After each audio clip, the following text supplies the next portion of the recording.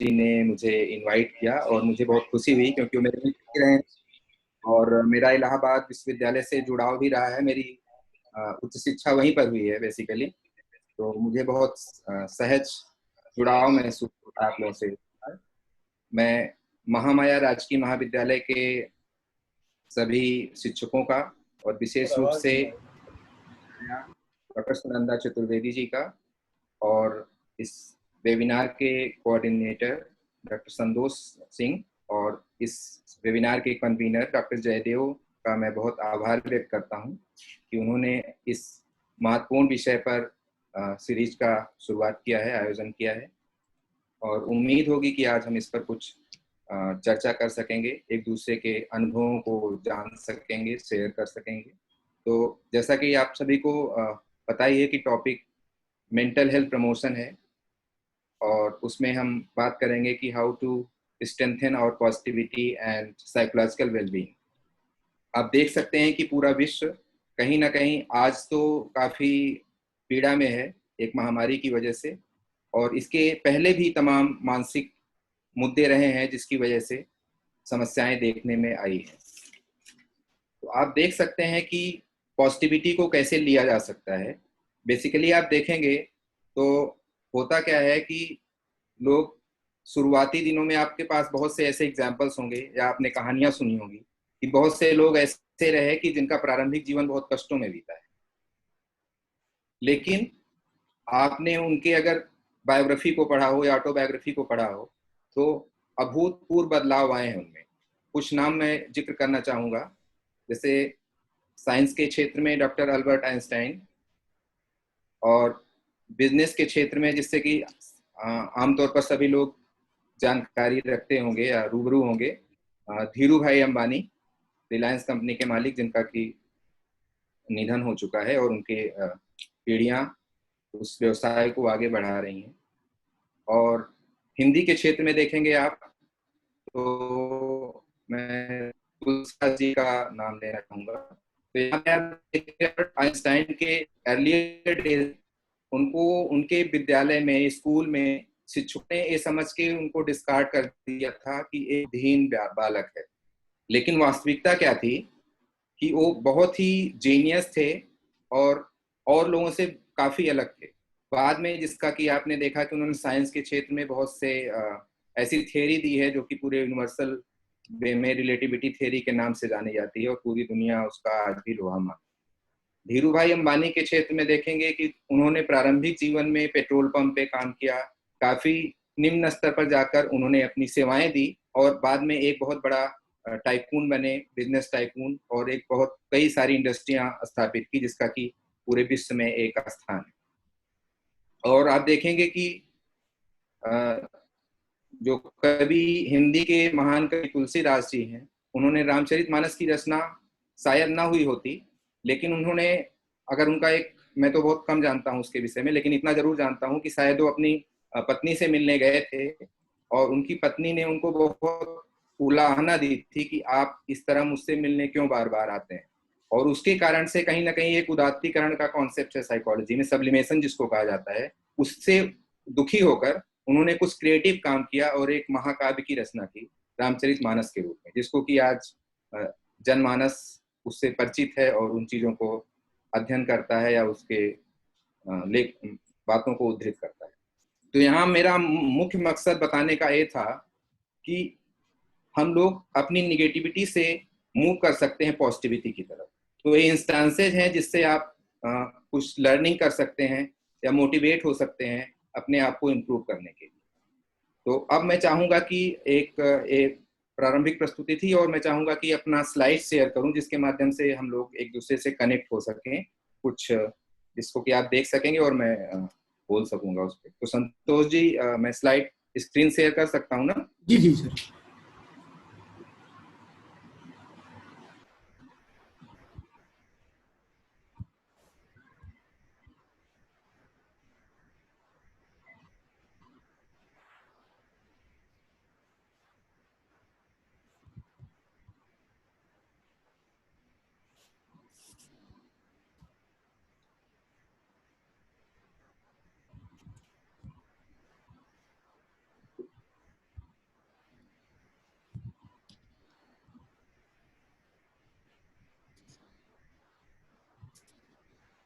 हम लोग टॉपिक से तो रूबरू हो ही चुके हैं कि आज किस विषय पे चर्चा होगी, क्योंकि समस्याएं बहुत सी हैं और मानसिक स्वास्थ्य एक बहुत अहम चीज होती है हम लोगों की जिंदगी में, जिसका कि न केवल पर्सनल बेनिफिट्स होता है बल्कि जिस ग्लोब में हम रह रहे होते हैं हर एक दूसरे से कनेक्टेड होते हैं, तो उनको भी लाभ पहुंचता है। तो we are actually interconnected in this world.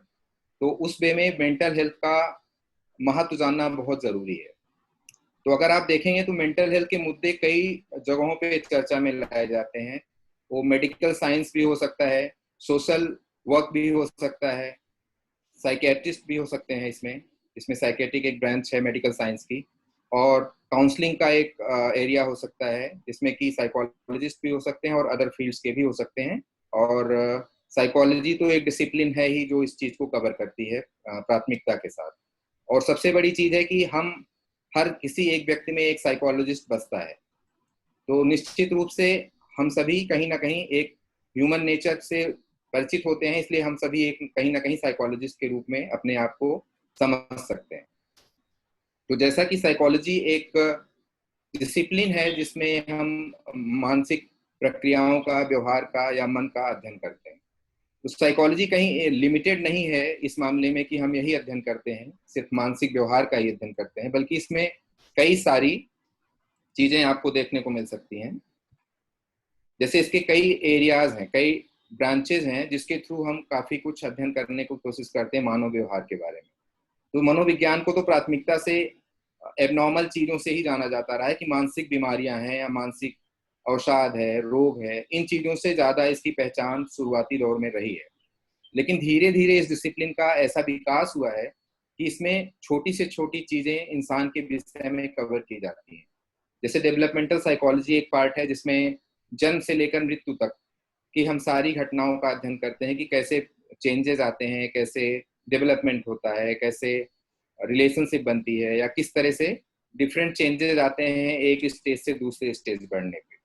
और इसके साथ साथ इसके बहुत ही अप्लाइड एस्पेक्ट भी हैं, जैसे स्पोर्ट्स का एरिया है, हेल्थ साइकोलॉजी है, क्लिनिकल है, कॉग्निशन है, काउंसलिंग साइकोलॉजी है। ये सब चीजें अप्लाइड एस्पेक्ट में कवर करती हैं कि कैसे व्यक्ति की समस्याओं को हम समाधान करने में सहायक हो सकते हैं। और आज के क्षेत्र में जैसा कि क्लिनिकल सेटिंग से बदलाव आते हुए हम एक ह्यूमन को पोटेंशियल के रूप में समझ रहे हैं, तो उस क्षेत्र में ह्यूमनिस्टिक साइकोलॉजी का इमर्जेंस एक बहुत बड़ी उपलब्धि रही है, जिसकी वजह से पॉजिटिव साइकोलॉजी का इमर्जेंस होता है, जहां पे हम कैसे पॉजिटिविटी को बढ़ा सकते हैं, पॉजिटिव मेंटल हेल्थ प्रमोशन कर सकते हैं, या व्यक्ति की जो अच्छाइयां हैं उसको कैसे उभार सकते हैं। इन चीजों पे फोकस किया जा रहा है आजकल। और काफी मनोविज्ञान में देखेंगे तो आम जनमानस में काफी भ्रम भी होता है, जानकारी भी सकता है। तो आप देखेंगे तो कई लोग कहते हैं कि मनोविज्ञान तो एक सामान्य सी चीज है, जैसा कि मैंने ही कहा कि हर कोई व्यक्ति एक मनोवैज्ञानिक है। तो उस वे में एक कहीं भ्रम हो सकता है कि हम किसी के चेहरे को पढ़ सकते हैं, किसी को देख के उसके व्यक्तित्व के बारे में बता सकते हैं, तो शायद ये पूरी तरह से सही नहीं है। थोड़ी बहुत जानकारियां आपको चेहरे से देख के उसके व्यवहार से मिल सकती हैं, लेकिन एक कंप्लीट वे में सिर्फ वही नहीं है जो हम कॉमन सेंस के रूप में समझ रहे हैं, बल्कि यह एक वैज्ञानिक अनुशासन है जिसमें तमाम विधियों का इस्तेमाल करके, तमाम तकनीकियों का इस्तेमाल करके व्यक्ति के बारे में जानने की कोशिश की जाती है। और जैसा कि मानव एक जटिल संरचना है, मनुष्य को जानना उतना आसान नहीं है। मशीन को तो आप समझ सकते हैं क्योंकि उसका एक निश्चित प्रोग्रामिंग होता है, कमांड्स होती है, उसके बेसिस पे आप समझ सकते हैं कि मशीन इस तरह का कमांड दिया जाएगा तो कैसा बिहेवियर करेगा। लेकिन ह्यूमन नेचर बहुत ही कॉम्प्लेक्स टाइप का होता है, इस वजह से किसी भी सर्कमस्टांसेस में आप डेफिनेटली नहीं कह सकते कि ऐसा ही होगा। इसलिए थोड़ी बहुत एरर के चांसेस किसी से भी हो सकते हैं ह्यूमन नेचर को एजम्पशन बनाने में या प्रिडिक्शन करने में। ऐसा मानव स्वभाव की जटिलता के कारण होता है। और दूसरी धारणा है मनोविज्ञान के विषय में कि यह मानसिक रोगों से ही संबंधित होता है। जैसा कि मैंने पहले भी कहा कि यह सिर्फ मानसिक रोगों को डील नहीं करता है, बल्कि मानसिक स्वास्थ्य को बढ़ाने की दिशा में भी काम करता है, जिसका कि हम लोगों ने आज टॉपिक लिया है कि इस पर बात करेंगे। और यह तीसरा मिथ जो मेजरली देखा जाता है कि वह कहता है कि यह मन का अध्ययन करता है। तो सिर्फ मन का ही अध्ययन नहीं करता है, बल्कि हमारे शरीर और मन के बीच में एक तारतम्य होता है, कोऑर्डिनेशन होता है, उस रिलेशनशिप की स्टडी करता है। यह एक मानव एक वातावरण में रह रहा होता है, प्रकृति के साथ रह रहा होता है, तो उस ह्यूमन नेचर के बीच में क्या रिलेशनशिप है उस चीज को भी यह स्टडी करता है। जैसा कि आप देख सकते हैं अभी कोविड-19 के टाइम में नेचर और ह्यूमन के बीच में इंटरेक्शन कैसे प्रभावित हुए हैं, काफी कुछ पॉजिटिव चेंजेस भी आपको कोविड-19 के सर्कमस्टांसेस में देखने को मिल रहे हैं, खास करके एनवायरमेंट के क्षेत्र में। जैसे कि पोल्यूशन कम हुआ है या नेचर काफी क्लीन हुआ है, जो हमारी नदियां थी या एयर क्वालिटी थी, इसमें काफी इंप्रूवमेंट देखने को आ रहा है, जस्ट बिकॉज कि ह्यूमन का जो क्राउडिंग बिहेवियर था चेंज हुआ है, या पोल्यूशन करने की जो टेंडेंसी आई है, या ऑटोमोबाइल देखा जाए तो गाड़ियां नहीं चल रही हैं, तो we are in the position of not making any pollution in that. तो उस वजह से काफी कुछ बदलाव देखने को मिल रहा है प्रकृति में, और इस चीज में भी मनोविज्ञान काफी अध्ययन करता है। जैसा कि कॉलेज में हम लोग पढ़ा रहे होते हैं बच्चों को, तो आप देखते हैं कि अगर ध्वनि प्रदूषण होता है या किसी दूसरी कक्षा में शोर हो रहा होता है, तो निश्चित रूप से जो टीचर और स्टूडेंट के बीच में इंटरेक्शन हो रहा होता है, या टीचिंग लर्निंग प्रोसेस होता है, वो कहीं ना कहीं निगेटिवली अफेक्टेड होता है, हैम्पर्ड होता है। तो उस विषय को भी यहाँ पे एनवायरमेंटल साइकोलॉजी के वे में हम लोग स्टडी करते हैं। अब यहाँ पे जैसा कि मैं पॉइंट्स पे आना चाहूंगा कि मानसिक स्वास्थ्य को कैसे समझा जा सकता है। मानसिक स्वास्थ्य एक स्वास्थ्य का एक पक्ष है। जैसे हम लोग एक फिजिकल हेल्थ की बात करते हैं, फिजिकल हेल्थ भी हमारे लिए इतना इंपॉर्टेंट होता है जितना कि मेंटल हेल्थ। फिजिकल हेल्थ से आपके शरीर की फिजियोलॉजी इंटैक्ट होती है, लेकिन मेंटल हेल्थ के थ्रू हम माइंड एंड बॉडी के बीच में जो कोऑर्डिनेशन है उसको ज्यादा हार्मोनियस बना सकते हैं, या ज्यादा स्ट्रेंथन कर सकते हैं, ज्यादा क्वालिटी वाइज अच्छा बना सकते हैं। तो मेंटल हेल्थ में देखा जाए तो हमारे सांवेगिक वेलबींग, मनोवैज्ञानिक स्वास्थ्य और सामाजिक स्वास्थ्य की बात की जाती है। और हमारा मानसिक स्वास्थ्य न केवल हमारे विचारों को प्रभावित करता है, बल्कि हमारे भावनाओं और कार्यों को भी प्रभावित करता है कि हम किस तरह से सोचते हैं, किस तरह से काम करते हैं, किस तरह से गतिविधियां करते हैं, कैसे लोगों से इंटरेक्शन करते हैं। ये काफी कुछ मेंटल हेल्थ से अफेक्टेड होता है। जैसा कि आप देख सकते हैं कि अगर आप हैप्पी मूड में होते हैं तो लोगों से बात करना पसंद करते हैं, या मान लीजिए आपसे कोई हेल्प मांगता है तो कोशिश करते हैं कि आप उसको प्रोवाइड कर सकें। तो मेंटल हेल्थ अगर पॉजिटिव होगा, आपका साइकोलॉजिकल वेलबींग अच्छी होगी, तो आप अपना तो भला करेंगे ही, लेकिन जो भी अदर पर्सन है अदर साइड में, उसको आप सेवाएं प्रदान कर सकते हैं, प्रो सोशल बिहेवियर शो कर सकते हैं, हेल्पिंग बिहेवियर कर सकते हैं। जैसे कई स्टडीज हुई है कि अगर लोग घर से तनाव में निकलते हैं, कोई लड़ाई झगड़ा करके निकलते हैं, तो कुछ ऐसे एक्सपेरिमेंट्स हुए हैं कि रोड पे हेल्प मांगी गई है, या किसी का एक्सीडेंट हुआ है, उन सर्कमस्टांसेज में अगर आप अच्छे मूड से घर से निकलते हैं या कोई तनाव का माहौल नहीं होता है, तो डेफिनेटली आप अफेक्टेड पर्सन को हेल्प ऑफर करते हैं। तो इससे शो होता है कि मानसिक स्वास्थ्य होने से आप पूरे एनवायरनमेंट को इंटैक्ट रखने में हेल्प करते हैं या पॉजिटिव बनाने में मदद करते हैं। और जैसा कि वर्ल्ड हेल्थ ऑर्गेनाइजेशन ने इसका एक काफी क्रिस्प डेफिनेशन दिया है कि health is a state of complete physical, mental and social well-being and not merely the absence of disease or infirmity। तो हमारा स्वास्थ्य केवल ऐसा नहीं कि बीमारियों का अभाव है तो हम मानसिक रूप से स्वस्थ हैं।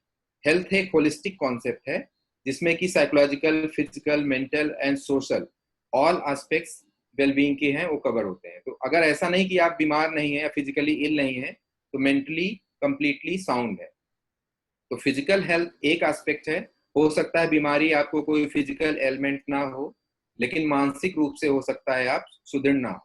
तो WHO की डेफिनेशन काफी व्यापक है और उन चीजों को कवर करती है जिसमें कि मेंटल हेल्थ के काफी एस्पेक्ट्स कवर किए जाते हैं। अब यहाँ पे जैसा कि मैं कह रहा था कि मनोविज्ञान कई अनुशासनों से चलता है, कई क्षेत्रों में बटा हुआ है। तो एक महत्वपूर्ण शाखा उसकी पॉजिटिव साइकोलॉजी है। पॉजिटिव साइकोलॉजी सकारात्मक मनोविज्ञान है, जिसमें मनोविज्ञान के या व्यक्ति के व्यवहार के सकारात्मक पहलुओं को कैसे उभारा जाए, कैसे बेहतर बनाया जाए, क्वालिटी ऑफ लाइफ को कैसे इंप्रूव किया जाए, उन चीजों पे ध्यान दिया जाता है। तो यहाँ पे आप देख सकते हैं कि पॉजिटिव साइकोलॉजी में होलिस्टिक वेलबींग की बात की गई है। जैसा कि WHO भी कह रहा है, विश्व स्वास्थ्य संगठन, कि यह केवल बीमारियों का अभाव नहीं है, बल्कि यह कई चीजों का समन्वय है, सोशल वेलबींग या फिजिकल वेलबींग, मेंटल वेलबींग। तो यहाँ पे देखेंगे पॉजिटिव साइकोलॉजी कई एस्पेक्ट्स को कवर करती है हमारे, जैसे एक पर्सनल वेलबींग जो हमारी पर्सनल भावनाओं से जुड़ी होती है, या हम खुद कैसे चीजों को लेते हैं, सोचते हैं, विचार करते हैं, तो उस एस्पेक्ट को पॉजिटिव साइकोलॉजी यहाँ पे कवर करती है कि one aspect is personal wellbeing.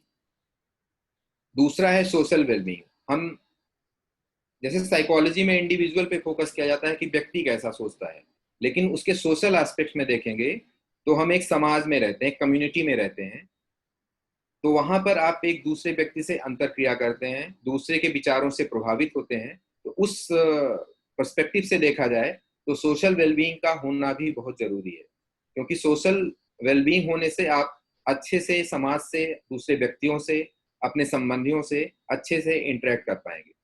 और साइकोलॉजिकल वेलबींग एक तीसरा एस्पेक्ट है, जिसमें कि आप कितना मेंटली साउंड फील कर रहे हैं, कितना हैप्पीनेस फील कर रहे हैं, या कितना रिजिलियंट हैं आप चीजों को झेलने के लिए, कैसे आप अच्छा परफॉर्मेंस कर सकते हैं, आपका मूड कैसा है, अच्छा मूड है या खराब मूड है, तो उन चीजों को साइकोलॉजिकल वेलबींग कवर करता है। और स्पिरिचुअल वेलबींग भी एक एस्पेक्ट है, जिसमें कि आप कैसे चीजों से कहीं ना कहीं देखा जाए तो रिलीजियस वेलबींग से डिफरेंट है। जैसे आप योगा एंड मेडिटेशन करते हैं तो ये कहीं ना कहीं आपके स्पिरिचुअल वेलबींग को प्रमोट करते हैं। तो इसको किसी धर्म से नहीं जोड़ा जाना चाहिए कि धर्म is a very different thing. जैसे हिंदू, मुस्लिम, सिख, ईसाई, सबका अपना अपना धर्म है और वो अपने अपने ढंग से उस रिलीजन को फॉलो करते हैं। उनकी अपनी चैंटिंग्स हो सकती है, प्रेयर्स हो सकती है, so that is another aspect. But जब हम स्पिरिचुअल वेलबींग की बात करते हैं तो वहां पे आप किस तरह से माइंड एंड बॉडी के बीच हार्मोनियस रिलेशनशिप को प्रमोट करते हैं, ये ध्यान दिया जाता है। जैसे कि आप योगा एंड मेडिटेशन करते हैं तो योगा कहीं ना कहीं शरीर और मन को जोड़ता है, और मेडिटेशन आपको जो आपके अवरोध होते हैं, बाधाएं होती हैं, उससे ध्यान बटाता है या उससे दूर करता है, और कहीं ना कहीं आपकी अटेंशन कैपेसिटी को या सेंसरी ऑर्गन्स को काफी अपलिफ्ट करता है या मजबूती प्रदान करता है। और एक और इम्पॉर्टेंट एस्पेक्ट है वेलबींग का, जिसको कि इमोशनल वेलबींग के नाम से जाना जाता है। इमोशनल वेलबींग का आशय यहाँ पर यह है कि हम मानव होने के कारण हमारे अंदर भाव भी होते हैं या संवेग होते हैं। संवेगों की चर्चा तो हर जगह होती है, प्यार हो सकता है, दुख हो सकता है, आनंद हो सकता है, उत्साह हो सकता है, ये सब ऐसे संवेग है। डर होता है, कई चीजों से हम डरते हैं। जैसे आज के कॉन्टेक्स्ट में भी देखेंगे तो कोविड-19 अभी लगभग वर्ल्ड में तो 35, 36 या 40 लाख लोगों को अफेक्ट कर चुका है जो डायग्नोज हो चुके हैं, और इंडिया में भी 65 to 70,000 पीपल आर अफेक्टेड। तो ऐसे में कहीं ना कहीं एक इमोशन ये उत्पन्न करता है, चाहे वो डर का भी हो सकता है या बचाव का भी हो सकता है। तो हर व्यक्ति इस बीमारी से डर रहा है और उसके प्रति एक बचाव का भी मैकेनिज्म डेवलप कर रहा है। इसके अलावा ये चीजें एस्पेक्ट कवर की जाती हैं पॉजिटिव साइकोलॉजी में, और तमाम ऐसे हमारे जो मानव स्वभाव के स्ट्रेंथ एंड वीकनेसेस हैं, उनको भी पॉजिटिव साइकोलॉजी कवर करता है। जैसे हर किसी व्यक्ति में अलग अलग मात्राओं में होप, ऑप्टिमिज्म, रेजिलियंस, ये सब ऐसे गुण हैं जो कम या अधिक मात्रा में पाए जाते हैं, जो व्यक्ति के मानसिक स्वास्थ्य को निर्धारित भी करते हैं। अब यहाँ पे हमें ये जानना जरूरी है कि जैसा कि मेंटल हेल्थ माइंड से रिलेटेड होता है, और हम एक बात एक एडिस भी है, मतलब एक कहावत भी है कि स्वस्थ शरीर में स्वस्थ मस्तिष्क रहता है। तो स्वस्थ शरीर तभी होगा जब उसमें बीमारियां नहीं होंगी, और जो भी हार्मोनल एक्टिविटीज है या ब्लड का फ्लो है, ये सब संतुलित ढंग से हो रहे होते हैं, और उसमें स्वस्थ मस्तिष्क भी निवास करता है। तो स्वस्थ मस्तिष्क, या जिसको कि ब्रेन कहा जाता है वैसे तो, लेकिन साइकोलॉजिकल टर्म में अगर देखेंगे तो mind is more point two study rather than brain, क्योंकि ब्रेन में तो एक मैकेनिज्म होता है, फिजियोलॉजी होती है, लेकिन माइंड उन चीजों में कैसे सोचता है या पूरा समन्वय करता है, उन चीजों को कवर करते हैं, जिसकी क्या विशेषताएं होती है। हेल्दी माइंड को कहीं ना कहीं साइकोलॉजिकल वेलबींग से समझा गया है कि पॉजिटिव वेलबींग क्या होती है, ग्लोबल वेलबींग क्या होती है। तो वेलबींग एक ऐसी धारणा है जिसमें हिंदी में इसको कुशल क्षेम कहा जाता है वैसे तो, जहां पे आप देखते हैं कि आपका लाइफ सेटिस्फैक्शन कैसा है, जीवन के प्रति आप कितना संतुष्ट महसूस करते हैं, या आपके जीवन में जो घटनाएं हो रही होती हैं उसके प्रति आपका क्या दृष्टिकोण होता है। मान लीजिए आप रोजगार में हैं, किसी एम्प्लॉयमेंट में हैं, जॉब करते हैं, तो वहां की परिस्थितियों से आप कितना संतुष्ट हैं। आपके घर में पारिवारिक जो डायनेमिक्स होगी या आपके रिलेशंस होंगे, उसमें आप कितना संतुष्ट महसूस करते हैं, तो वो इस एस्पेक्ट में कवर किया जाता है, जिसको कि लाइफ सेटिस्फैक्शन, जीवन संतुष्टि के रूप में जाना जाता है। दूसरी चीज है रेजिलियंस। रेजिलियंस एक ऐसी कैपेसिटी है ह्यूमन की, जिसमें कि किसी भी विपरीत परिस्थिति से वापस आने की मजबूत क्षमता होती है, चाहे जितनी भी विपरीत परिस्थितियां हों। आपने देखा होगा कि लोग से करप्ट हो जाते हैं, तो उनकी तो स्थिति काफी बैकड्रॉप में चले जाते हैं। कई लोग ऐसा होता है, बीमारी होती है, तो उसी में उनके परिवार का पूरा खर्चा है, गरीबी आ जाती है। कई बार देखा जाए, बाढ़ या भूकंप की तरह की घटनाएं, बड़ा एरिया अफेक्टेड है नेगेटिवली, या भी कोविड-19 आ रहा है तो उसमें भी देखेंगे से लोग अफेक्टेड हो रहे हैं। जिस थ्रू उभर आ सकते हैं और जीवन को अपने जीवन को सुधार।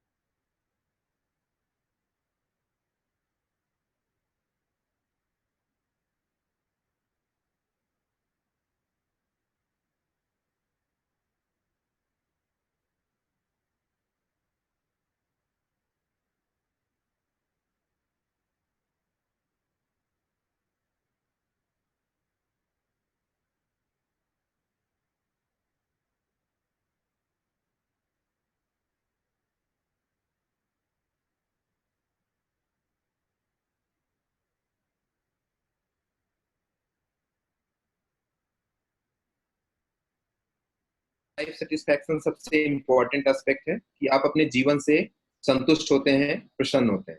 और भावों की एक श्रृंखला होती है, तो एक हेल्दी माइंड या psychologically fit person positive aspects में हाई होता है और नेगेटिव अफेक्ट या नकारात्मक भाव में कम होता है। तो ग्लोबल वेलबींग या साइकोलॉजिकल वेलबींग के लिए 3 एस्पेक्ट्स बहुत इंपॉर्टेंट है लाइफ सिस्टम, और पॉजिटिव अफेक्ट में हाई होना एंड नेगेटिव अफेक्ट में लो होना। ये एक अच्छे स्वस्थ मनुष्य की पहचान हो सकती है। अब यहाँ पे हमने बात किया कि एक स्वस्थ मनुष्य क्या है, लेकिन उसके साथ साथ जो चैलेंजेस भी होते हैं, चाहे जिम्मेदारियों की वजह से या परिस्थितियों की वजह से कहीं ना कहीं व्यक्ति प्रभावित होता रहता है, और व्यक्ति की एक सीमित क्षमताएं होती हैं। जैसे व्यक्ति एक लिमिटेड कैपेसिटी में करता है, चाहे या कोई कार्य करने की कैपेसिटी हो, ये व्यक्ति में लिमिटेड होती है, क्योंकि लिमिटेड आवर्स में ही हम लोग काम करते हैं। दिन और रात का एक निश्चित समय होता है, लेकिन कई बार हम लोग वर्कलोड की वजह से या कई ऑब्लिगेशंस की वजह से अतिरिक्त समयों तक काम करना पड़ता है, या अपनी लाइफ स्टाइल को चेंज करना पड़ता है। जैसे आप देखेंगे कि आजकल रोजगार के तमाम जो साधन है, उसमें आप देखेंगे कि नाइट शिफ्ट में भी काम हो रहा है, खास करके टेक्नोलॉजी के क्षेत्र में या सॉफ्टवेयर इंडस्ट्री में आप देखेंगे तो, या आप लोग सभी लोग देखा जाए तो कस्टमर केयर का यूज करते होंगे। तो any time when you call to customer care service, they are ready to pick your call. तो ऐसे में क्या होता है कि आप ये तो समझते हैं कि आपकी सुविधाओं, आपकी समस्याओं का सामना, मतलब वो समाधान कर रहे हैं, लेकिन उसके साथ साथ दूसरे व्यक्ति जो उन सुविधाओं को दे रहे हैं, कहीं ना कहीं वो सफर कर रहे होते हैं। नाइट सर्विसेज या उनके जो बायोलॉजिकल रिदम होता है, साइकोलॉजिकल सर्केडियन रिदम होती है, वो कहीं ना कहीं अफेक्टेड हो रही होती है। जैसे रात में व्यक्ति का काम होता है सोने का, लेकिन वहां पे वो जग रहा होता है। तो इस तरह के एक्सपीरियंसेस कहीं ना कहीं व्यक्ति को मेंटली इल करते हैं। या साथ साथ देखेंगे तो उसमें तनाव की भी स्थिति में ला सकते हैं उसको, व्यक्ति को, क्योंकि उसको चुनौतियां मिल रही हैं और अपने मूल स्वभाव से विपरीत काम करना पड़ रहा है। तो यहाँ पे जो तनाव कार्यों की वजह से, ओवरलोड की वजह से, या सिचुएशन या कॉन्टेक्स्ट में चेंज होने की वजह से करना पड़ रहा है, उसकी वजह से प्रतिबल या स्ट्रेस का सामना करना पड़ सकता है। और यह एक अलार्मिंग कंडीशन होती है, जिसको कि आप देख सकते हैं कि स्ट्रेस के 2 एस्पेक्ट हैं। जनरली हम लोग साइकोलॉजी में देखते हैं, स्ट्रेस को जनरली नेगेटिव समझा गया है, बट देयर आर 2 एस्पेक्ट्स। एक यू स्ट्रेस होता है, एक डी स्ट्रेस होता है, डिस्ट्रेस। यू स्ट्रेस क्या होता है? पॉजिटिव एस्पेक्ट है स्ट्रेस का, कि जैसे हमें अपनी परफॉर्मेंस करने के लिए या अपने कार्य को करने के लिए एक न्यूनतम मात्रा में स्ट्रेस का होना बहुत जरूरी है। अगर आपको न्यूनतम चिंता होगी किसी चीज की, या एक ऑप्टिमल लेवल का स्ट्रेस होगा, तो आप निश्चित रूप से परफॉर्मेंस अच्छी करेंगे, क्योंकि आप उसके लिए पहले से तैयार होंगे और अच्छी तैयारी के साथ आप उस कार्य में अपनी प्रदर्शन को करेंगे। लेकिन या तो आपको बिल्कुल चिंता ना हो, या तो बहुत ज्यादा चिंता हो, बहुत ज्यादा प्रतिबल हो। तो ऐसे में स्ट्रेस के नेगेटिव एस्पेक्ट्स को देखा जा सकता है, जिसको कि डिस्ट्रेस के नाम से जाना जाता है। और ये चीज व्यक्ति के मानसिक और शारीरिक स्वास्थ्य दोनों के लिए घातक होती है। जैसा कि आप देखेंगे, अभी पैंडेमिक बहुत पॉपुलर टर्म हो गया है। जैसे कि कोविड-19 या कोरोना वायरस को पैंडेमिक का दर्जा WHO ने दिया है, जो कि विश्व स्वास्थ्य संगठन, विश्व की एक ऐसी संस्था है जो हेल्थ के मामलों में अपनी एडवाइजरी या बुलेटिन जारी करती है। लेकिन इसके पहले से ही देखा जाए तो वर्ल्ड हेल्थ ऑर्गेनाइजेशन ने स्ट्रेस को ग्लोबल पैंडेमिक ऑलरेडी डिक्लेयर कर रखा है। तो इसका मतलब हम एक किसी नोवेल कोरोना पैंडेमिक से ही नहीं, इसके पहले एक मानसिक पैंडेमिक से ऑलरेडी गुजर रहे हैं। जरूरी नहीं कि हम गुजर रहे हो पर्सनली, लेकिन विश्व के एक बड़ा हिस्सा इन परिस्थितियों से गुजर रहा है। तो यहाँ पे ये देखने में आता है कि स्ट्रेस उत्पन्न कैसे होता है। तो जैसा कि बताया मैंने, तनाव हो सकता है, वर्कलोड हो सकता है, जो भी आपको एक्सपीरियंसेस होते हैं, साइकोलॉजिकल स्ट्रेस होती है, उसकी वजह से मानसिक व्यथा हो सकती है।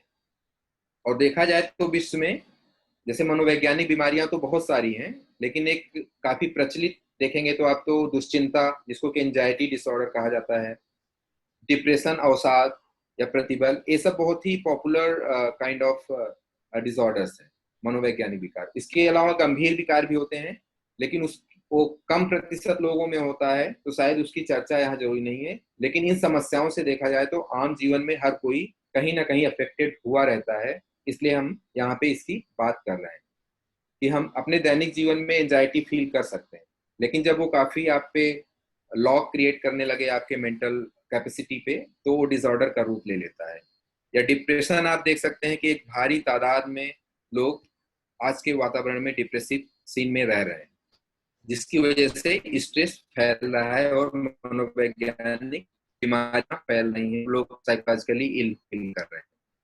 और कुछ ऐसे आंकड़े आए हैं, जैसा कि लगता है कि वॉर होता है या आतंकवाद की घटनाएं होती हैं, हम लोग अक्सर न्यूज़पेपर्स में देख रहे होते हैं, सुन रहे होते हैं, उसमें आता है कि युद्ध से इतने लोग मरे, अमेरिका ने ईरान में बम्बार्डमेंट किया, इराक में किया तो इतने परसेंट हुए।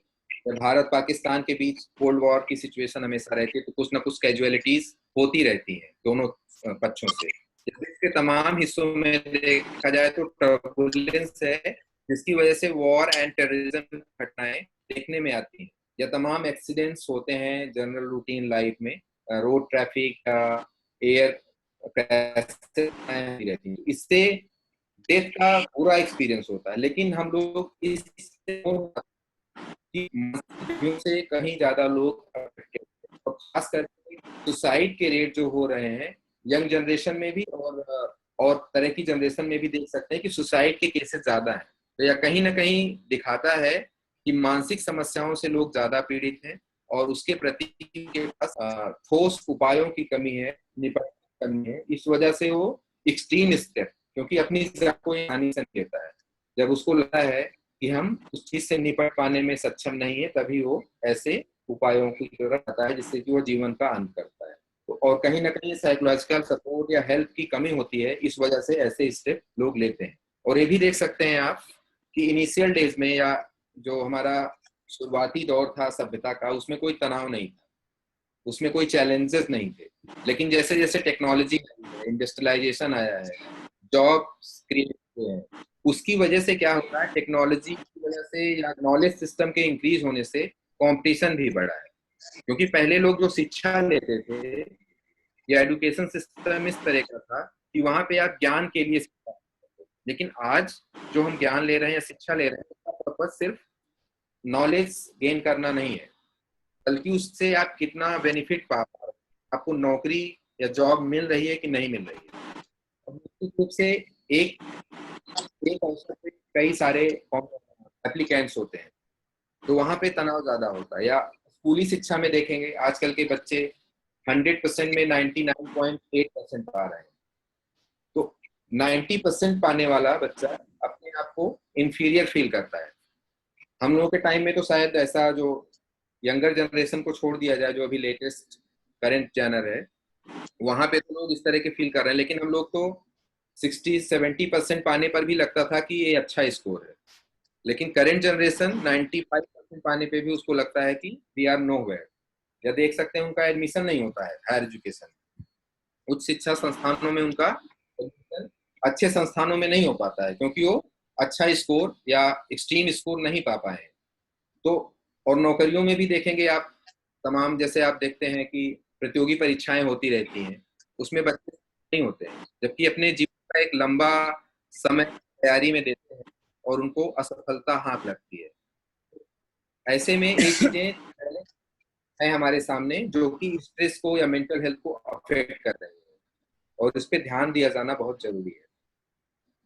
अब स्ट्रेस को देखा जाए तो कई रूपों में, सामान्य भाषा में देखा जाए तो एक सांवेगिक या दैहिक तनाव की अवस्था होती है, और इसमें व्यक्ति तमाम तरह के अनुभव कर सकता है। हो सकता है उसको फ्रस्ट्रेशन या निराशा हो रही हो, क्रोध हो सकता है, या नर्वस फील हो सकता है। स्ट्रेस एक तरह का रिएक्शन, हमारे सामने कई तरह की डिमांड्स होती है और उसके प्रति हमारा शरीर या मानसिक कैपेसिटी एक रिएक्शन देती है उस चैलेंज के प्रति या उस मांग के प्रति। तो स्ट्रेस की वजह से आपको हेल्प भी मिल सकती है। अगर स्ट्रेस होने से आप उस कार्य को संपूर्ण कर पाते हैं, तो इससे आपको अ, सुविधा होती है, अन्यथा आप कहीं ना कहीं क्षति पहुंचा रहे होते हैं अपने आप को, अपने स्वास्थ्य को। शारीरिक और मानसिक स्वास्थ्य दोनों को।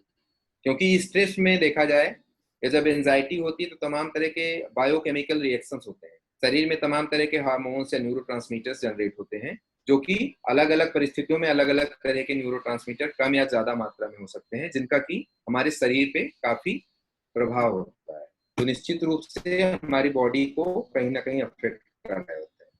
एक मॉडल है साइकोलॉजी में जिसको कि हैंस सेले ने दिया था, इसको जनरल एडेप्टेशन सिंड्रोम कहा जाता है। ये खास करके स्ट्रेस से रिलेटेड कंडीशंस में इस मॉडल को दिया गया है।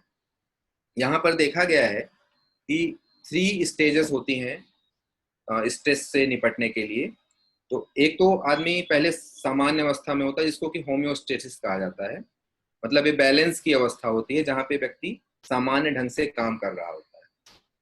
तो फर्स्ट स्टेज आती है स्ट्रेस की, जहाँ पे अलार्म स्टेज होती है, जिसको कहते हैं कि वो चाहे डिप्रेशन का हो या कोई मानसिक समस्या हो, या आज के कॉन्टेक्स्ट में देखेंगे तो कोविड, जब कोविड को बताया गया कि एक ऐसा टाइनी वायरस है जो किसी एक दूसरे व्यक्ति को अफेक्ट कर सकता है, हाथ मिलाने से, छूने से वो आपके शरीर में प्रवेश कर सकता है।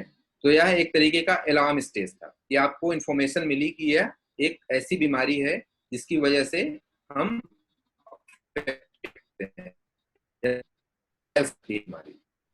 अब एक अवस्था ऐसी भी हो सकती है कि कोई व्यक्ति इससे प्रभावित हो गया हो, जैसे कोविड केसेस देखने में आ रहे हैं, तो डेफिनेटली उनको डायग्नोस किया जा चुका है, तो उनके लिए अलार्मिंग स्टेज है कि they are affected by the disease. अब सेकेंड स्टेज आती है कि उनका शरीर, उनकी कैपेसिटी, उनका पोटेंशियल उससे फाइट करता है।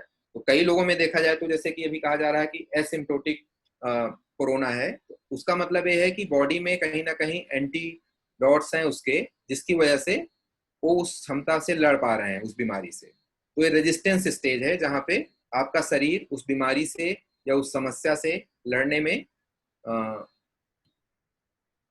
हेल्प कर रहा है आपको या सहायता पहुंचा रहा है।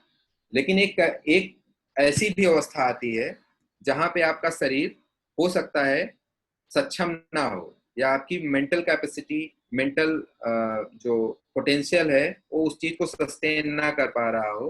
तो ऐसे में क्या होगा, 2 चीजें देखने में आएगी। अगर आप रेजिस्टेंस स्टेज में सरवाइव कर जाते हैं, अच्छे से निपट पाते हैं, तो आप उस स्ट्रेस से निकल जाएंगे और आपका लाइफ सिक्योर रहेगा। पर नेक्स्ट कंडीशन हो सकती है जहां पे आपकी सारे कैपेसिटी एग्जॉस्ट हो जाएगी, जिसको कि एग्जॉशन स्टेज कहा जाता है, और वहां पे फाइनल जो आउटपुट होगा या आउटकम होगा, that would be of the collapsing of the body and mental resources. तो वहां पे व्यक्ति एक तो बीमार हो सकता है, गंभीर रूप से इंस्टीट्यूशनलाइज हो सकता है, या उसकी मृत्यु भी हो सकती है। ये मानसिक बीमारियों के भी ढंग से समझा जा सकता है, जैसे कुछ खास करके बीमारियां पैरानोइया या सिजोफ्रेनिया होती हैं, इनमें इस स्टेजेस को देखा जा सकता है। या डिप्रेशन या स्ट्रेस के भी संदर्भ में इस मॉडल के थ्रू काफी कुछ समझने में मदद मिलती है। तो इस मॉडल को आप अपने दैनिक जीवन में भी चीजों से जोड़ के समझ सकते हैं कि good health to bad stress की तरफ जाने में क्या प्रिकॉशंस लिए जा सकते हैं, या कैसे हम रिवर्स हो सकते हैं, कैसे हम अपने इम्बैलेंस स्टेट को होम्योस्टेटिस में कन्वर्ट कर सकते हैं। उसके लिए आपको अपने आप को तैयार करना होगा, और शायद इसीलिए हम लोग आज पॉजिटिविटी या strengthening mental health, psychological wellbeing की बात कर रहे हैं, जो आपको होम्योस्टेसिस में ही रखने की कोशिश करता है और अच्छे ढंग से आपको सरवाइव करने में हेल्प करता है। अब साइन ऑफ इल हेल्थ क्या होता है? जैसा कि स्ट्रेसफुल सिचुएशन होती है तो कहीं ना कहीं आपको बॉडी को ज़्यादा वर्क करना पड़ता है, और आपका इसमें जो आपके रिसोर्सेज हैं वो ज़्यादा इस्तेमाल होते हैं। मान लीजिए कोई आपके सामने गंभीर समस्या हो या इमरजेंसी सिचुएशन हो, मान लीजिए आपके सामने कोई जानवर आ जाए जो कि घातक हो या आप पे हमला कर सकता हो, तो ऐसे में क्या होगा, आप वहां से या तो भागना पसंद करेंगे या तो लड़ना। 2 तरह के रिस्पॉन्सेज होते हैं, फाइट और फ्लाइट। तो फाइट में तो आप उससे लड़ते हैं, उससे सामना करते हैं, और फ्लाइट रिस्पॉन्स में आप वहां से क्विट करते हैं, भाग जाते हैं। तो जिसके बारे में आपको पहले से इवेल्युएशन होता है, अनुमान होता है, उससे तो आप अपने हिसाब से रिएक्शन कर सकते हैं। लेकिन अगर आपको नहीं पता है तो इसके लिए आपको मेंटली स्ट्रांग होना पड़ेगा और समझना पड़ेगा कि हम आप क्या कर सकते हैं उस परिस्थिति में। तो हर स्थिति में अपने आप को तैयार करना होता है एक बुरी परिस्थिति से बचाने के लिए। ये कभी भी सिचुएशन हो सकती है। जैसे हम लोग देखते हैं बच्चे भी गेम खेलते हैं या तमाम तरह के ऑनलाइन गेम्स अवेलेबल हैं, जैसे टेम्पल रन खेलते होंगे या सबवे सर्फर है, सब गेम्स हैं। उसमें भी आप कहीं ना कहीं इस तरह के रिस्पॉन्सेस करते हैं और एक स्टेज आती है जहां पे आपको गेम एंड हो जाता है या इंटरप्ट हो जाता है just because you did not respond well for that situation. तो इसी तरह से ये समस्या या इस तरह की सिचुएशन आपके दैनिक जीवन में भी देखने को मिल सकती है, जहां पे आप महसूस कर सकते हैं कि आप समस्या से निपट पाने में सक्षम है या नहीं सक्षम है। तो उसकी वजह से आपको कई समस्याएं भी आ सकती हैं। अगर आप अपने रिसोर्सेज का अच्छे से इस्तेमाल नहीं कर पा रहे हैं या कठिनाई का सामना करना पड़ रहा है, तो आपको मानसिक स्वास्थ्य की या शारीरिक स्वास्थ्य की समस्याओं का सामना करना पड़ सकता है। स्ट्रेस के क्षेत्र में खास करके देखा गया कि इसको एक हृदय की बीमारी से कोरिलेट किया गया है, जिसको कि कोरोनरी हार्ट डिजीज के नाम से जाना जाता है, जिसमें ब्लड प्रेशर एब्रप्टली हाई हो जाता है और वेन्स पे काफी प्रेशर पड़ता है, हार्ट आर्टरीज पे और वेन्स पे, जिसकी वजह से ब्रेन स्ट्रोक्स भी हो सकते हैं या जिसको कि दिल का दौरा कहा जाता है वो भी हो सकता है। तो ये समस्याएं स्ट्रेस की वजह से आती हैं और आजकल काफी जगह पे देखने में आ रहा है कि इस तरह के केसेस रिपोर्टेड हो रहे हैं। अब यहाँ पे देखा जाएगा कि स्ट्रेस में किस किस तरह के सिम्टम्स हो सकते हैं। तो दो तरह के खास करके सिम्टम्स आप देख सकते हैं। अगर स्ट्रेसफुल सिचुएशन के प्रति आपके रिस्पॉन्सेस क्या हो सकते हैं, एक सामान्य व्यक्ति के हो सकता है ब्लड प्रेशर बढ़ा हो, कोई शारीरिक रूप से आपके हार्ट में डिजीज हो, डायबिटीज भी आजकल काफी मात्रा में लोगों में देखने में आ रहा है कि डायबिटीज से या जिसको कि शुगर की बीमारी के नाम से भी जाना जाता है, मधुमेह और ओबेसिटी एक समस्या है। जैसे ओबेसिटी मोटापे को कहते हैं, तो ये भी कहीं ना कहीं स्ट्रेस से रिलेटेड है। जब व्यक्ति स्ट्रेस में होता है तो ऐसा देखने में आया कि वो खाना ज्यादा खाता है, क्योंकि कई एक्सपेरिमेंट्स माइस पे हुए हैं, चूहों पे। तो उसमें देखा गया कि जब उनमें फियरफुल इन्वायरमेंट या स्ट्रेसफुल इन्वायरमेंट क्रिएट किया गया मेज के अंदर, तो उन्होंने खाना ज्यादा शुरू किया, तो ऐसे में उनका शरीर मोटा होता गया। तो इंसानों में भी उस तरह की प्रवृत्ति देखने में आती है कि जब हम तनाव में होते हैं तो उसको निपटने के लिए अक्सर कुछ करने लगते हैं, खाना खाने लगते हैं या कोई और ये भी देखने में आ रहा है कि जो आजकल की सिचुएशन है, मार्केट में तमाम नए नए तरह के जंक फूड्स अवेलेबल हैं और अपनी लाइफ स्टाइल चेंजेस की वजह से भी देखने में आ रहा है कि इसमें हम ऐसी चीजें खाते हैं जो कि न्यूट्रिशियस या हेल्दी नहीं होती हैं और उसकी वजह से भी ओबेसिटी की तरफ बढ़ रहे हैं हम लोग।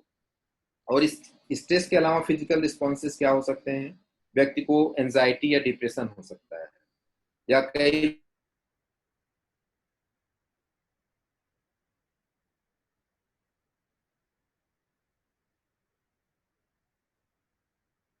नहीं होते हैं बल्कि साइकोलॉजिकल होते हैं, मतलब कारण उनका मनोवैज्ञानिक होता है, क्योंकि डॉक्टर्स कई बार डायग्नोस करने में सफल नहीं होते हैं जस्ट बिकॉज कि उसका रीजन साइकोलॉजिकल है। तो एक साइकोलॉजिकल रिएक्शन होता है टुवर्ड स्ट्रेसफुल सिचुएशन। और महिलाओं में खास करके देखा जाए तो स्ट्रेस के प्रति मेंस्ट्रुअल प्रॉब्लम भी देखने में आती है, क्योंकि उनका साइकिल डिस्टर्ब हो सकता है या और तनाव थ्रेटफुल सिचुएशन फील कर सकती है महिलाएं। साइकोलॉजिकल सिम्टम्स में देखेंगे हम तो किस तरह के लक्षण दिख सकते हैं।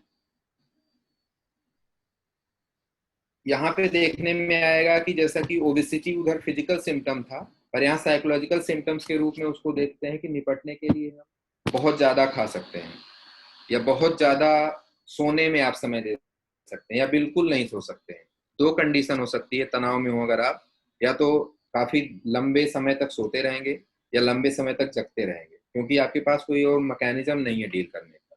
और दूसरा है कि आप लोगों से दूर भागने लगते हैं, जो आपकी दैनिक क्रियाएं होती हैं उससे आप भागने लगते हैं और सोशल इंटरेक्शन आपका कम हो जाता है, आप दूसरों से बात करना कम कर देते हैं।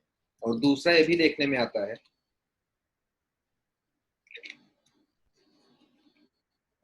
कि आप में ऊर्जा की मात्रा काफी कम हो जाती है। यदि व्यक्ति डिप्रेस्ड होता है या स्ट्रेसफुल होता है, उसमें काम करने की ऊर्जा काफी कम हो जाती है।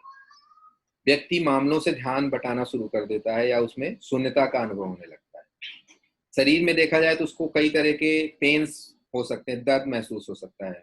साथ में व्यक्ति असहाय अवस्था में महसूस कर सकता है आपको, या निराशा का भाव हो सकता है उसमें। उसको लगेगा कि सिचुएशन में हमें कोई होप ही नहीं है या कोई मदद नहीं है जिसके थ्रू हम इससे बाहर निकल सकें। इसके अलावा ये भी देखने में आया है कि खास करके मेल पार्टिसिपेंट्स में ये देखने में आता है कि वो स्मोकिंग, ड्रिंकिंग या ड्रग्स इनटेक ज्यादा कर देते हैं इन सिचुएशन से। खास करके अपने कल्चर में, इंडियन कल्चर में, क्योंकि महिलाएं धूम्रपान या नशापान नहीं करती हैं, तो एक अच्छाई है कि वो इससे कम अफेक्टेड होती हैं। लेकिन पुरुष वर्ग इस चीज की तरफ ज्यादा भागते हैं। जैसा कि अभी आपने देखा कोविड-19 के जो लॉकडाउन पीरियड में आपने देखा होगा कि अभी हाल में कुछ रिलैक्सेशन दिए गए, तो सरकार ने जो शराब की दुकानें होती हैं उसको खोला, तो उसमें देखा गया कि 2-2 किलोमीटर की लाइन लगी हुई है। तो यह कहीं ना कहीं शो करता है कि लोग साइकोलॉजिकल सिम्टम्स दिखा रहे हैं, वो स्ट्रेसफुल है, लेकिन उनको लग रहा है कि उस दारू से उनका तनाव दूर हो जाएगा। तो ये साइकोलॉजिकल सिम्टम्स है जो कहीं ना कहीं शो कर रहा है कि people are too much stress to the situation. क्योंकि कोविड-19 में 2 महीने से लगभग लॉकडाउन पीरियड चल रहा है और एक बहुत ही अनकंफर्टेबल सिचुएशन है कि लोग घरों में कैद हैं। गांव के इलाकों में तो शायद कम प्रभाव होगा, लेकिन खास करके शहरी और मेट्रो क्षेत्रों में देखेंगे आप तो काफी खराब परिस्थितियां हैं, क्योंकि यहाँ पे रहने की जगह सीमित है और व्यक्ति अपने कमरों में कैद है। तो यहाँ पे ये सिचुएशन ज्यादा खराब महसूस की जा सकती है। लेकिन अच्छाई ये है कि आप इससे अच्छे से निपट भी सकते हैं, जिसकी हम आगे चर्चा करेंगे कि क्या पॉजिटिव एस्पेक्ट हैं इस सिचुएशन के जो हमको साइकोलॉजिकली स्ट्रांग बना सकते हैं। और कुछ सिचुएशन में अगर स्ट्रेसफुल या साइकोलॉजिकली इल हैं हम, तो कंफ्यूजन हो सकता है हमको, या कई बार क्या होता है हम लोग याद करना चाहते हैं और तनाव होने की वजह से भूल जाते हैं कि चीजें याद ही नहीं आ रही, किसी का नाम नहीं याद आ रहा है, या आपने कोई काम पेंडिंग में कर रखा है तो कहाँ पे फाइल है वो नहीं पता चल पा रही है। तो ये चीज आपको परेशान कर सकती है। और ये भी हो सकता है कि यदि आप तनाव में हैं तो अपने परिवार के सदस्यों से, मित्रों से अनावश्यक बात पे वाद विवाद कर सकते हो, झगड़ा कर सकते हो, जिससे कि रिलेशनशिप अफेक्टेड हो सकती है, आपकी दोस्ती टूट सकती है, या परिवार में झगड़े हो सकते हैं, लड़ाइयाँ हो सकती हैं, जिसका कि काफी गंभीर प्रभाव देखने में आ सकता है। या खास करके देखने में आता है स्ट्रेसफुल सिचुएशन में व्यक्ति बहुत ही अनयूजुअल रिस्पॉन्सेस करने लगते हैं। वो अपने सगे संबंधियों से भी झगड़ा करने लगते हैं और संबंधों को तोड़ देते हैं। और ये भी देखने में आ सकता है कि लोगों में मूड बहुत तेजी से चेंज होते रहते हैं। कभी बहुत खुशी होते हैं तो कभी अचानक से उनमें अवसाद की भावना हो सकती है। तो मेनिक डिप्रेसिव सिम्टम्स भी देखने में आ सकते हैं इसमें। और जैसा कि मैंने कहा कि रिलेशनशिप में भी प्रॉब्लम आ सकती है अगर व्यक्ति तनाव या दुश्चिंता की स्थितियों में लंबे समय तक बना हुआ है। व्यक्ति के सोच, विचार और स्मृति पे बुरा प्रभाव हो सकता है, क्योंकि व्यक्ति में तनाव है, व्यक्ति पे भार महसूस हो सकता है और सामान्य जीवन में एक अच्छे विचार उसके दिमाग में नहीं आते हैं, बुरे विचार आते हैं, जिसकी वजह से उसकी कॉग्निटिव फैकल्टी पे भी इम्पैक्ट पड़ता है। उसका मेमोरी लॉस हो सकता है या अटेंशन डेफिसिट हो सकता है, साथ में लर्निंग कैपेसिटी पुअर हो सकती है। ये सब लक्षण व्यक्ति में दिख सकते हैं। या उसका मोटिवेशन बहुत वीक हो सकता है, किसी काम में इंटरेस्ट नहीं हो सकता है। तो यहाँ पर व्यक्ति अपने पोटेंशियल में एक थ्रेट फील करता है इन सिचुएशंस, और उसकी सोच पे भी काफी नकारात्मक प्रभाव पड़ता है, जिसकी वजह से व्यक्ति अपने घर में, विद्यालय में या कार्यस्थल पे अपने आप को दैनिक कार्यों को करने में काफी असुविधा या अक्षमता महसूस कर सकता है। यहाँ पे एक मॉडल है साइकोलॉजी में जिसका कि लेजरस ने दिया है। वो प्राइमरी और सेकेंडरी अप्रेजल के टर्म में बात करता है कि जब हम कोई सिचुएशन होती है तो उसका हम इवेल्युएशन करते हैं।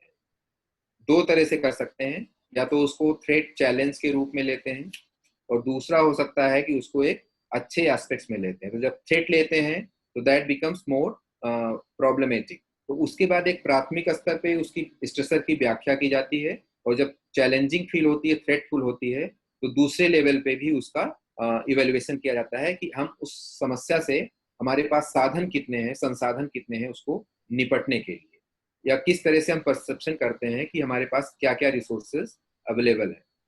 तो यदि सफिशिएंट रिसोर्सेज का परसेप्शन होता है तो कंडीशन ठीक है। अगर आपको लगता है कि we are not sufficient to deal with या इनसफिशिएंट अवेलेबल रिसोर्सेज हैं आपके पास, तो ऐसे में आपको फाइट करना होता है सिचुएशन से, जिसमें कि आप युक्तियां या कोपिंग मैकेनिज्म इस्तेमाल करते हैं। तो दो तरह की सिचुएशन हो सकती है, दो तरह के रिस्पॉन्सेज हो सकते हैं। एक तो हो सकता है प्रॉब्लम फोकस्ड हो, दूसरा इमोशन फोकस्ड हो सकता है। अब दोनों ही सिचुएशन में अलग अलग तरह के परिणाम भी मिल सकते हैं। अगर आप प्रॉब्लम फोकस कोपिंग कर रहे हैं तो पॉजिटिव इम्पैक्ट देखने में आ सकता है और समाधान की तरफ आप आगे प्रोसीड कर सकते हैं। लेकिन इमोशन फोकस कोपिंग में रिसोर्सेज, आपके मेंटल रिसोर्सेज ज्यादा खर्च हो रहे हैं, इमोशंस का एग्जॉशन हो सकता है और उसके नेगेटिव इम्पैक्ट देखने में आ सकते हैं, जिसकी वजह से आपको डिस्ट्रेस या स्ट्रेस जिसको आप कहेंगे उस चीज का सामना करना पड़ सकता है, या मेंटल हेल्थ आपकी खराब हो सकती है, या मेंटली इल हो सकते हैं आप, या मानसिक बीमारियों से पीड़ित हो सकते हैं। और उसके अलावा अगर ऐसा अनुभव होता है, डिस्ट्रेस फीलिंग होता है, तो आपको और अधिक रिसोर्सेज लगाने पड़ेंगे, जिसमें आपके शरीर की शारीरिक और मानसिक ऊर्जा खर्च होती है। और साथ में आप देखेंगे कि आजकल मीडिया का भी बहुत ज्यादा इम्पैक्ट देखने में आ रहा है दैनिक जीवन में। हम लोग मतलब अगर देखा जाए तो ऑन एन एवरेज अगर औसतन निकालें तो 2-3 घंटे यूज होता है मीडिया, सोशल मीडिया में प्लेटफॉर्म जैसे व्हाट्सएप, फेसबुक, इंस्टाग्राम या ट्विटर और तमाम other Gmails and other official purpose से जो भी यूज करते हैं। एक मैकेनिज्म है, आजकल तो और भी बढ़ गया है। अगर देखा जाए तो लॉकडाउन पीरियड में हम लोग कई बार तो 15-15, 16-16 घंटे यूज कर रहे हैं। ये वेबिनार सीरीज आजकल आप लोग देखेंगे तो कई बार तो लोग म्यूट करके छोड़ देते हैं कि वेबिनार में म्यूट कर दिया और सुन भी नहीं रहे हैं, लेकिन स्टिल उनका जो रिसोर्सेज है, अवेलेबल रिसोर्सेज है, वो तो यूटिलाइज हो ही रहे हैं वहां पे। वो एक उनको प्राइमरी रिसोर्सेज का इस्तेमाल करना पड़ रहा है, हम इतना टाइम इसमें कंज्यूम कर रहे हैं, या क्योंकि अभी और एक्टिविटीज हाल्टेड हैं, जिसकी वजह से आप देखा जाए तो सोशल मीडिया का कंजम्पशन बहुत ज्यादा हो रहा है। 2-3 घंटे की जगह 10-12 घंटे हो गया है, जिसकी वजह से आपके आंखों पे भी प्रभाव पड़ता है और व्यक्ति में डिजीनेस फील हो सकता है, मेंटली इम्बैलेंस फील कर सकता है, या देखा जाए तो बहुत सारी न्यूज आ रही है एनवायरमेंट क्रिएट होता है। वैसे में व्यक्ति के साइकोलॉजिकल रिस्पॉन्स आ सकते हैं, भयभीत महसूस कर सकता है, दुश्मन आ सकता है, फील हो सकता है। जैसा कि आप देखेंगे महानगर में फियर एटमॉस्फेयर क्रिएट हो रहा है और फियर मॉन्गरिंग का एनवायरमेंट क्रिएट हो रहा है। तो यहाँ पे देखा जाए तो व्यक्ति क्या कर सकता है। कोरोना तो अभी एक काफी लंबे समय से चल रहा है और अभी संभावना है कि कुछ दिन रहेगा, क्योंकि ये काफी कंटेजियस है। तो यहाँ पे व्यक्ति को ये तो जरूर अपनी सावधानी बरत सकता है कि कोरोना से रिलेटेड न्यूज पे कम समय व्यतीत करे या सोशल मीडिया कंजम्पशन कम करे, जिसकी वजह से उसके मेंटल लॉक्स कम होंगे या मेंटल प्रेशर कम क्रिएट होगा। और जो भी सूचनाएं आपको मिल रही हैं उसको रिलायबल एंड ट्रस्टेड सोर्सेज से लेने की कोशिश करें। जैसे गवर्नमेंट ऑफ इंडिया की वेबसाइट देख सकते हैं, या WHO की वेबसाइट देख सकते हैं, हेल्थ मिनिस्ट्री के बुलेटिन देख सकते हैं। लेकिन कई बार क्या होता है कि हम लोग आजकल तो सोशल मीडिया चैनल्स इतने ज्यादा हो गए हैं कि उस पर रिलाई करना बहुत मुश्किल है। हर कोई अपने अपने ढंग से न्यूज को इंटरप्रेट कर रहा होता है, तो ऐसे में काफी रूमर्स और मिथ्स क्रिएट हो सकते हैं, जो कि हमारे साइकोलॉजिकल कैपेसिटी पे एक चैलेंज हो सकते हैं और हमारे सामने गंभीर समस्याएं उत्पन्न कर सकते हैं। तो ऐसे में हमें बचना चाहिए ऐसी सूचनाओं को ग्रहण करने से। और दूसरी एक चीज और आप देख सकते हैं, डर तो वैसे बुरी चीज होती है, लेकिन खास करके कोरोना के संदर्भ में पॉजिटिव एस्पेक्ट भी देखने में आ रहे हैं, कि जैसे कि लोग अपनी लाइफ स्टाइल या हेल्थ प्रैक्टिसेस में काफी बदलाव देखने को मिल रहे हैं। उसी डर की वजह से काफी लोग अपना हाइजीन मेंटेन कर रहे हैं, बार बार हैंड वॉशिंग करते हैं, या क्लीनिंग मैकेनिज्म पे ध्यान दे रहे हैं, या अपने बॉडी को कैसे इन्फेक्शन से फ्री रखा जाए उससे बच रहे हैं। तो कहीं ना कहीं हमारा डर इन्फेक्शन के रिस्क को कम भी कर रहा है। नहीं तो ऐसी संभावना थी कि अगर यहाँ पे लॉकडाउन नहीं किया जाता या जिस तरह की प्रैक्टिसेस लोग पॉजिटिव साइड में ले रहे हैं ना करते, तो इसके काफी एक्सपोनेंशियली ग्रो करने के चांसेस थे, जो कि अभी देखा जाए तो काफी कंट्रोल सिचुएशन में है, कि उस मात्रा में नहीं बढ़े जैसे कि USA में आप देख सकते हैं।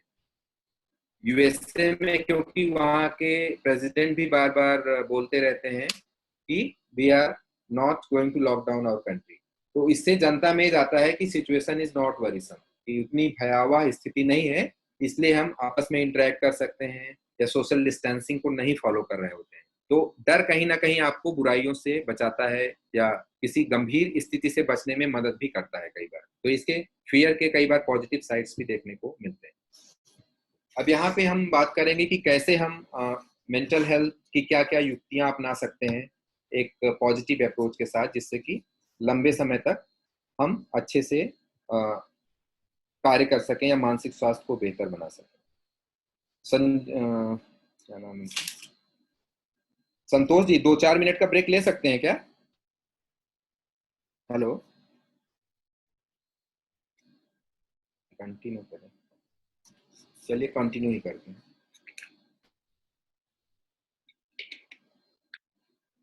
यहाँ पे ध्यान देना जरूरी है मानसिक स्वास्थ्य से निपटने के लिए कि सबसे पहली चीज तो टाइम मैनेजमेंट होना चाहिए हमें। हेलो। हेलो जी सर, ब्रेक करते हैं 5 मिनट के लिए सर, फिर ओपन करते हैं लिंक को। फिर ज्वाइन कर लेते हैं हम लोग। जी जी सर, ओके, 5 मिनट्स के लिए sir, okay. Attendance link open हो गया है, आप लोग अटेंडेंस कर सकते हैं अपना।